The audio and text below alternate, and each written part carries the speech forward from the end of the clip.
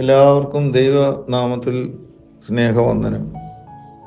ഇന്ന് ഈസ്റ്റർ. ലോകം എങ്ങും ഉയർപ്പ് പെരുന്നാൾ ആഘോഷിക്കുന്ന പ്രത്യാശയുടെ സുദിനം. ആഗമന സഭ 50 ദിവസം നീണ്ടുനിന്ന വലിയ നോമ്പിൻ്റെ സമാപനം.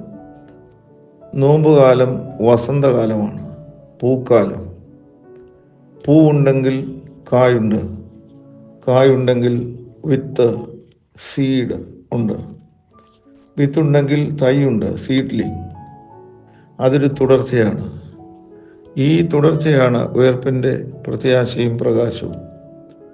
അതുകൊണ്ട് ഈസ്റ്ററിനെ പ്രത്യാശയുടെ പെരുന്നാൾ എന്ന് പറയുന്നു. പ്രത്യാശ, ഹോപ്പ്, അതാണ് നമ്മെ മുമ്പോട്ട് നയിക്കുന്നത്. ഇനിയും ഉയർത്തെഴുന്നേൽപ്പുണ്ട്, ഇനിയും പൂക്കാലമുണ്ട്. പ്രതീക്ഷ അവസാനിക്കുക എന്നാൽ മരണം ആരംഭിക്കുക എന്നാണ് അർത്ഥം. കർത്താവ് ക്രൂശിൽ അവസാനമായി പറഞ്ഞു, എല്ലാം പൂർത്തിയായി. പിതാവേ, എൻ്റെ ആത്മാവിനെ നിന്റെ കരങ്ങളിൽ പരമേൽപ്പിക്കുന്നു എന്ന് പറഞ്ഞ് പിതാവിൻ്റെ മാർവിൽ അണഞ്ഞു. പിതാവിൻ്റെ സന്നിധി നിത്യതയാണ്, മരണമില്ലാത്ത ഉണർവ്.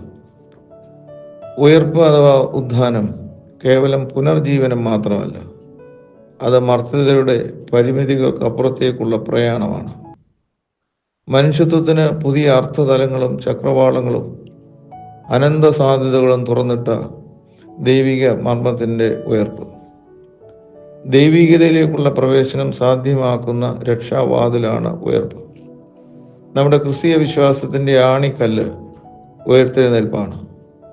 യേശു ക്രിസ്തു ഉയർത്തെഴുന്നേറ്റു, അതുകൊണ്ട് ഞാനും ഉയർത്തെഴുന്നേൽക്കും എന്ന പൗലോസിൻ്റെ വിശ്വാസ പ്രഖ്യാപനം നമ്മുടെ വിശ്വാസത്തിൻ്റെ കേന്ദ്രമാണ്. നാം കേവലം ആത്മാവിൻ്റെ രക്ഷയിലല്ല, ശരീരത്തിൻ്റെ ഉയർത്തെഴുന്നേൽപ്പിലാണ് വിശ്വസിക്കുന്നത്. Not salvation of the soul but resurrection of the body.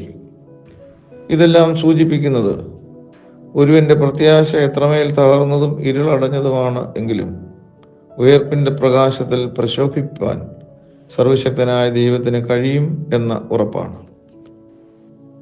നന്മയുടെ മേലുള്ള തിന്മയുടെ ശക്തി ക്ഷണികമാണെന്ന് ഈസ്റ്റർ നമ്മളെ ഓർമ്മിപ്പിക്കുന്നു. നന്മയെ എല്ലാ കാലത്തേക്കും തോൽപ്പിക്കുവാൻ തിന്മയ്ക്കാവില്ല. സത്യമേവ ജയതേ. ആത്യന്തികമായി സത്യം വിജയിക്കുക തന്നെ ചെയ്യും. ദൈവരാജ്യം,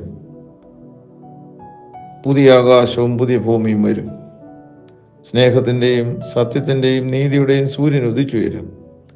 എല്ലാവർക്കും ദൈവസ്നേഹത്തിൻ്റെയും പ്രത്യാശയുടെയും പ്രകാശത്തിൻ്റെയും ഈസ്റ്റർ ആശംസിക്കുന്നു. സർവശക്തനായ ദൈവം എല്ലാവരെയും അനുഗ്രഹിക്കട്ടെ.